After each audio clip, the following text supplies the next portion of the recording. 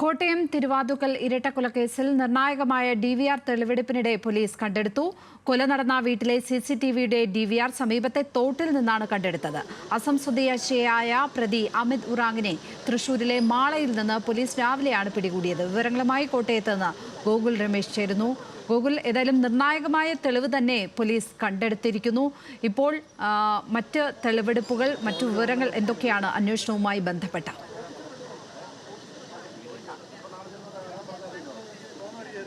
ലക്ഷ്മി, നിലവിൽ പ്രതിയുമായിട്ട് തെളിവെടുപ്പ് ഏറെക്കുറെ പൂർത്തീകരിച്ചിരിക്കുകയാണ്.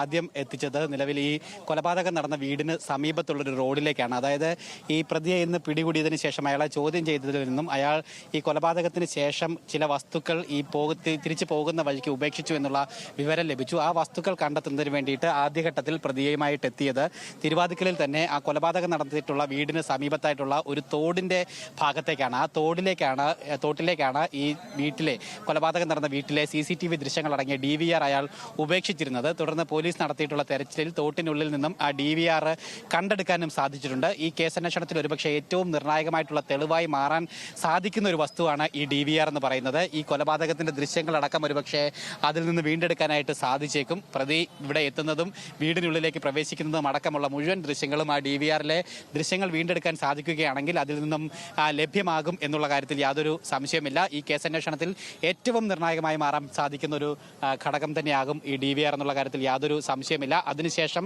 തൊട്ട് സമീപത്ത് തന്നെയുള്ള അറുത്തൂട്ടി എന്ന് പറയുന്ന ഭാഗത്തേക്കാണ് തെളിവെടുപ്പിനായിട്ട് പ്രതിയെ കൊണ്ടുപോയത്. അറുത്തൂട്ടിയിൽ അവിടെ പാലത്തിന് താഴെ നിന്നും ഒരു ഫോണും നിലവിൽ കണ്ടെടുക്കാനായിട്ട് പോലീസിന് സാധിച്ചിട്ടുണ്ട്. ഇതെനിക്ക് പോലീസ് പറയുന്നതനുസരിച്ച് ഇവിടെ മരണപ്പെട്ടിട്ടുള്ള മീരയുടെ ഫോൺ ആകാനാണ് സാധ്യത എന്നാണ് പറയുന്നത്. ഈ ഫോണിലെ വിവരങ്ങളും നിലവിൽ പോലീസ് വീണ്ടെടുക്കാനായിട്ട് ശ്രമിക്കുന്നുണ്ടാവും.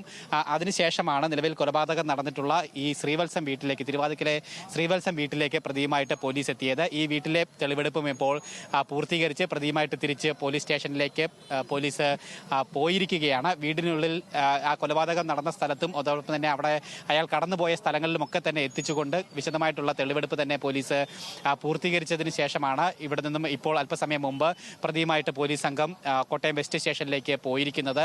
നിലവിൽ ഇനി ബാക്കി തുടർ ചോദ്യം ചെയ്യൽ നടപടികൾ ഉണ്ടാകുമെന്നാണ് മനസ്സിലാക്കുന്നത്. ഒരുപക്ഷെ നാളത്തേക്ക് മാത്രമേ മജിസ്ട്രേറ്റിന് മുന്നിൽ ഹാജരാക്കുന്ന നടപടി ഉണ്ടാവുകയുള്ളൂ.